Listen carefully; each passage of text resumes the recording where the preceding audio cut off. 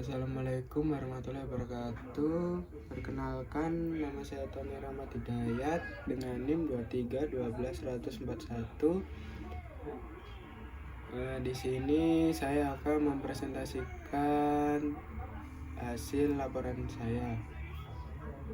Sebelumnya saya mohon maaf Bu, merekod menggunakan handphone dikarenakan laptop saya tidak bisa untuk merekod. Lanjut. Yang pertama di sini untuk judul saya adalah perancangan strategi sistem informasi untuk mendukung keberhasilan akuisisi bisnis PT Digimart Nusantara. Lanjut. Dan di sini adalah latar belakang perusahaan. Untuk yang pertama, perkembangan teknologi informasi menjadi faktor strategis bisnis digital. Yang kedua, sistem informasi berperan penting dalam e-commerce.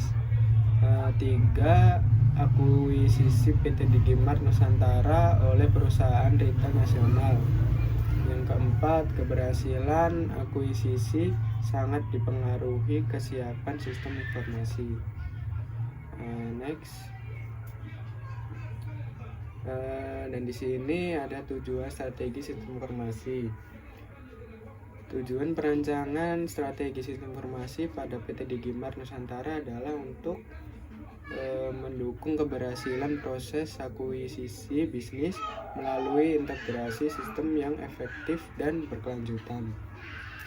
Strategi ini diarahkan untuk meningkatkan efisiensi operasional, menciptakan sinergi bisnis pasca akuisisi melalui penerapan konsep omnichannel, serta memastikan pengelolaan data dan keamanan sistem informasi yang andal. Selain itu, strategi sistem informasi ini diharapkan mampu memberikan nilai tambah jangka panjang bagi perusahaan dalam bentuk peningkatan kinerja bisnis dan daya saing. Lanjut. Dan di sini ada analisis SWOT. Berdasarkan analisis SWOT dapat disimpulkan bahwa PT Digimart Nusantara memiliki kekuatan internal yang cukup solid pada aspek operasional digital, khususnya pada stabilitas platform e-commerce dan kepemilikan data pelanggan. Kekuatan ini menunjukkan bahwa perusahaan berada pada posisi yang relatif siap untuk dikembangkan lebih lanjut melalui dukungan sistem informasi yang lebih terintegrasi dalam konteks akuisisi. Kekuatan ini menjadi dasar penting untuk membangun sinergi bisnis berbasis teknologi. Dan di sini untuk strength atau kekuatan, yang pertama platform e-commerce stabil, yang kedua database pelanggan besar. Untuk weakness atau kelemahan, yang pertama integrasi sistem rendah, yang kedua keamanan dan stabilitas terbatas. Dan selanjutnya ada opportunity atau peluang. Yang pertama dukungan teknologi perusahaan induk, yang kedua implementasi ERP dan data analisis. Untuk threat atau ancaman, yang pertama resiko kegagalan integrasi, yang kedua kebocoran data dan resistensi karyawan. Next. Dan di sini ada strategi infrastruktur teknologi. Strategi infrastruktur teknologi yang diusulkan berfokus pada penerapan arsitektur cloud hybrid untuk mendukung kebutuhan operasional dan integrasi pasca akuisisi. Pendekatan ini memungkinkan PT Digimart Nusantara untuk mempertahankan sistem inti yang bersifat sensitif, sekaligus memanfaatkan fleksibilitas cloud dalam meningkatkan skabilitas dan ketersediaan layanan. Selain itu, standarisasi infrastruktur teknologi dengan perusahaan mengakuisisi bertujuan untuk memastikan kompatibilitas sistem, mengurangi risiko gangguan operasional.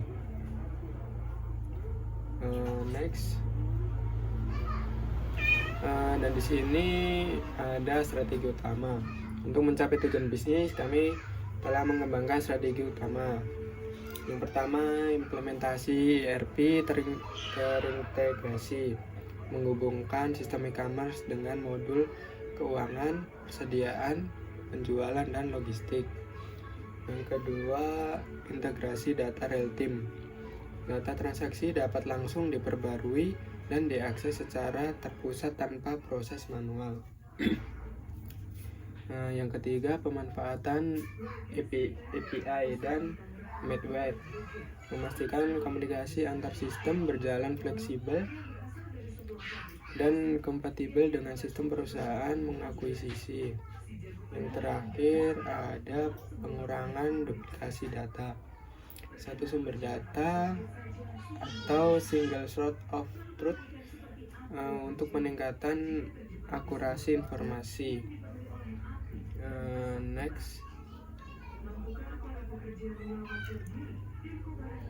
Dan di sini ada strategi change management. Untuk yang pertama, tantangan adaptasi karyawan. Yang kedua, pelatihan dan sosialisasi sistem baru. Yang ketiga, implementasi bertahap atau pilot project. Yang terakhir, dukungan manajemen puncak. Selanjutnya, dan di sini ada strategi resiko dan keamanan data. Strategi manajemen risiko dan keamanan data difokuskan pada perlindungan informasi bisnis dan data pelanggan selama dan setelah proses integrasi sistem pasca akuisisi. Pendekatan yang diterapkan meliputi penyusunan kebijakan keamanan data terpadu, pengaturan hak akses berbasis peran, serta penerapan mekanisme pengamanan untuk mencegah kebocoran data. Selain itu, perusahaan melakukan pencadangan data secara berkala, menyiapkan disaster recovery plan data secara berkala, menyiapkan dan melaksanakan audit keamanan sistem untuk memastikan kontinuitas operasional serta menjaga kepercayaan pelanggan.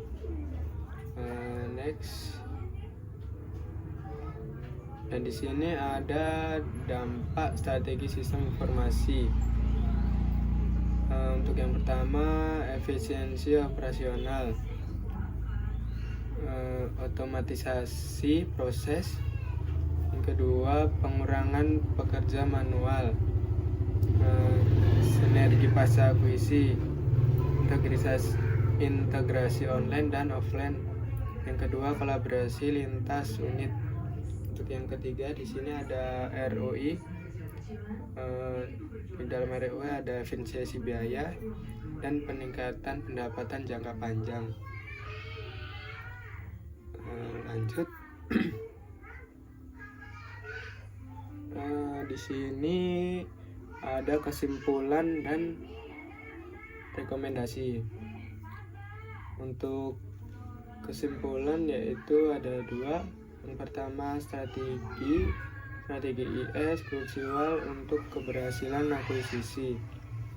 Yang kedua, mendukung efisiensi dan sinergi bisnis. Untuk rekomendasi di sini ada 3. Yang pertama, implementasi bertahap.